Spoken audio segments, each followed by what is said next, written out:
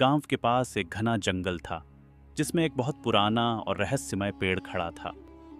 उस पेड़ को लोग फुसफुसाता पेड़ कहते थे क्योंकि हवा चलते समय ऐसा लगता था जैसे वो पेड़ कुछ फुसफुसा रहा हो।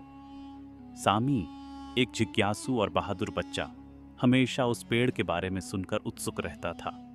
गांव के बड़े बुजुर्ग बताते थे कि उस पेड़ में जादू है और वह सिर्फ उन लोगों से बात करता है जिनका दिल साफ और इरादा नेक हो। एक दिन सामी ने ठान लिया कि वह इस रहस्य का पता लगाएगा।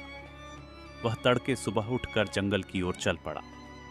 जब वह पेड़ के पास पहुंचा तो उसने देखा कि वह बाकी पेड़ों से बिल्कुल अलग था।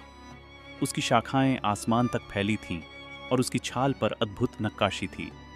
सामी पेड़ के पास जाकर बोला, क्या तुम सच में बात करते हो? कुछ पल तक सन्नाटा छाया रहा। फिर धीरे धीरे पेड़ से आवाज आई, तुम कौन हो छोटे बच्चे? सामी चौंक गया, पर उसने साहस जुटाकर कहा, मैं सामी हूं। मैं तुम्हारे बारे में जानना चाहता हूं। लोग कहते हैं तुम जादुई हो।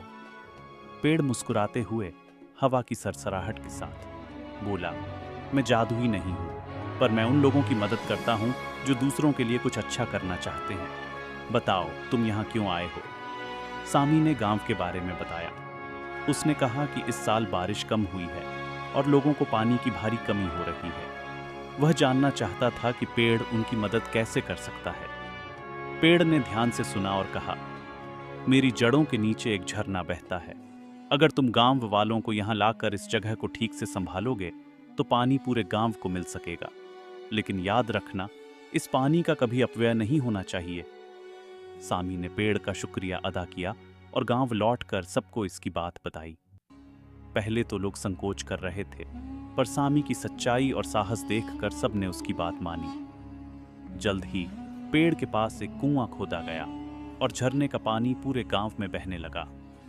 गांव वाले खुश हो गए और उन्होंने सामी और फुसफुसाते पेड़ को धन्यवाद दिया।